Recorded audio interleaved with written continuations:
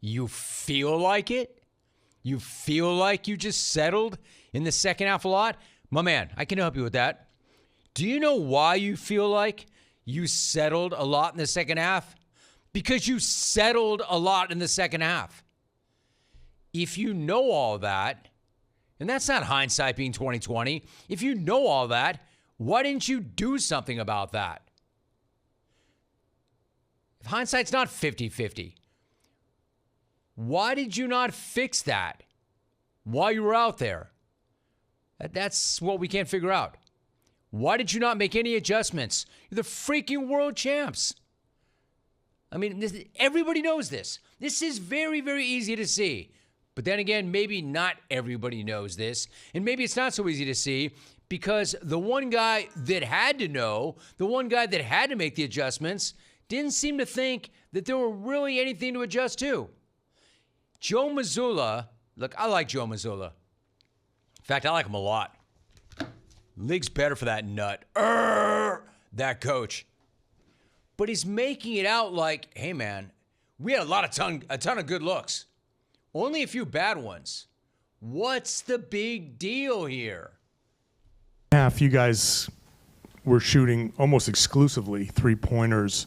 I know you talk about take what the defense gives you, but were you satisfied with the shot selection in that second half? Yeah, I mean, I think for the most part, obviously, over the course of the game, you always can find, 5-10 shots that you want to be better at. But, I thought throughout the night, for the most part, we fought for good looks, throughout the game. But, yeah, I mean, you can find 5 to 10 that we could be better at. Huh? Hey, Joe, don't make Alvin pull out the Babs on you. What? Huh? Or that. The Babs or the... What? What? What? What are you talking about, dude? Did we watch the same game? Over the course of any game, you can always find 5 or 10 shots that you want to be better. Like, that's your standard response to anything that happens. No matter what happens in a game. Never mind that you took more threes and missed more threes than anybody ever. That's your standard response that you're just going to go to. And you know how it is.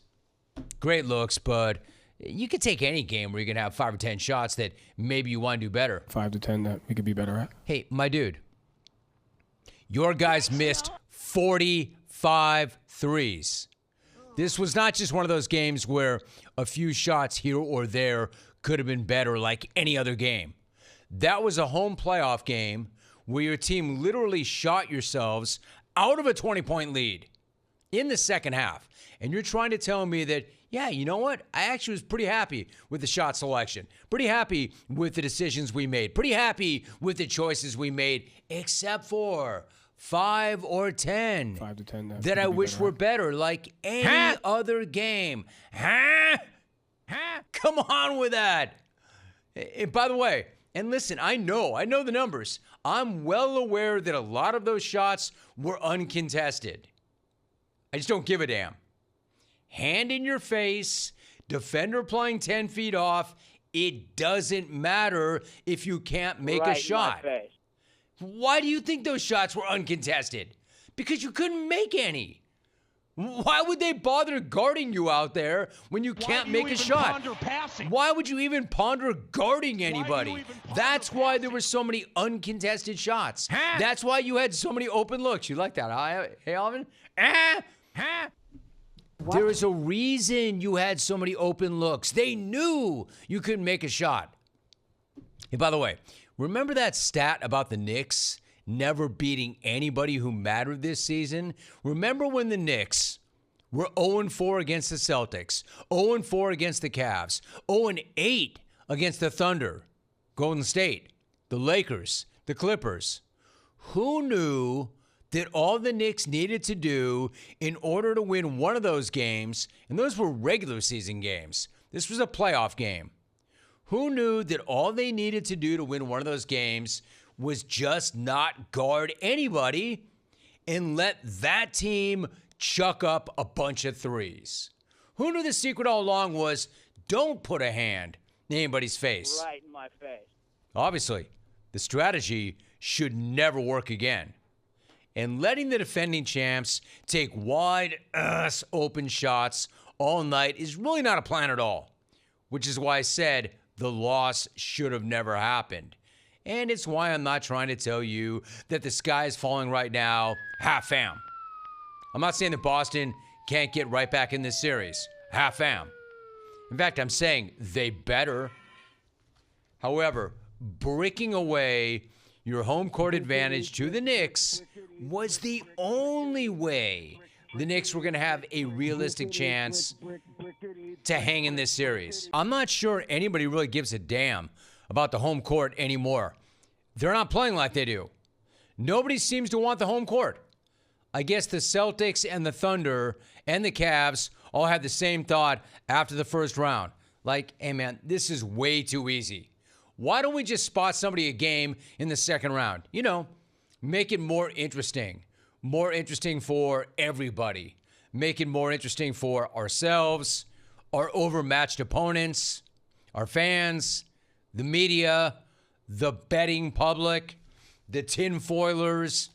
I mean, why the hell not, right? What could possibly go wrong? Look, I'm not trying to take any credit away from the Knicks. You know how that goes. Whenever I say I'm not looking to take any credit from insert somebody or something, somebody's going to lose credit. I'm not looking to take any credit for real away from the Knicks or the Nuggets. Definitely not the Pacers. But man, Boston gave that game away last night. Or should I say, threw that game away last night? Or really, should I say, threw it away along with all the bricks that they were throwing up? Yo, Celtics, feel free to stop taking chunks out of the rim and the backboard anytime y'all want. I mean, come on, half fam. You're embarrassing you. You're embarrassing me. Why do you think I stay out here with the other half fam? Because of things like that. Boston went full bricks on the actual bricks. The actual bricks have never even bricked as hard as these Celt bricks bricked last night. Brickety, brick, brick, brickety, brick, brick, brickety, brick, brick, right? Not only did the bricks back in the day never see anything like this, nobody ever has, because nobody's ever missed 45 three-pointers in one playoff game. Nobody until last night. And notice what I didn't say. I didn't say that Boston took 45 threes. I said they missed 45 threes. They were 15 of 60 from beyond the arc. Obviously, the most three-point attempts ever in a playoff game. Listen. Right, Mike? I get 45. Get it? 45? Right, 45? Look, I get that this is who they are. I get that this is what they do. I get this is where they live. I don't even have a problem with the half fam jacking it up 60 times.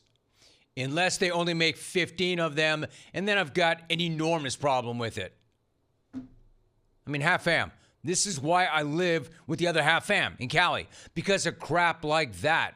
Settling for and missing that many threes when you don't have to is the very definition of shooting yourself out of a game. The very definition of laziness, arrogance, stupidity, or all of the above. You can't make a damn shot, and you couldn't. So get to the freaking rack. Get to the freaking free throw line. The Knicks don't even belong on the same floor with you. Remember, they were 0-16 against anybody who mattered this year. They were 0-4 against you. They do not belong on the same floor with you. The only way they win that game, especially down by 20 in the second half, is if you do one of the dumbest things ever. And that really was one of the dumbest things ever. Again, clearly, throwing up 45 bricks did not end well for the Celt bricks, even though they had that 20-point lead in the middle of the third quarter. How bad was it? Brickety, brick, brick. How bad was it? ESPN's lame win probability machine, which is generally wrong, had put the Celtics' chances of winning that game at 98.3% when they were up by 20 in the third quarter. Wrong again, probability machine. What actually happened is the Celtics went on to shoot their way out of that 20-point lead, shoot their way out of a Game 1 win, shoot their way out of the home court advantage. And as I've been making very clear lately, you don't want to deal with must-win games in front of all those psychos at MSG. You don't want to just give away your home court advantage, and especially to all teams, the Knicks, because of the aforementioned psychos. I mean, credit to the Knicks. I'm not saying they deserve no credit at all. Credit to the Knicks for staying in that game and not giving up on that game, and finally showing some of the grit and toughness that we saw from last year's team. Case in point, the last play of overtime when the Celtics still had time to somehow salvage that disaster.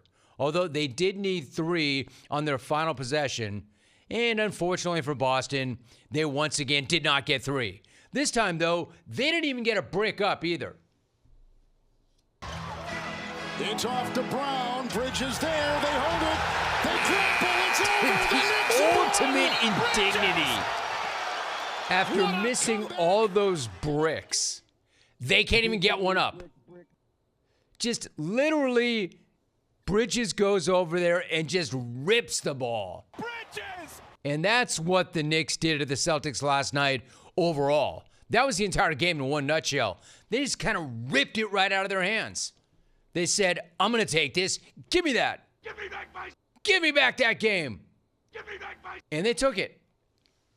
Enormous play by Bridges. And by the way, good thing too, right?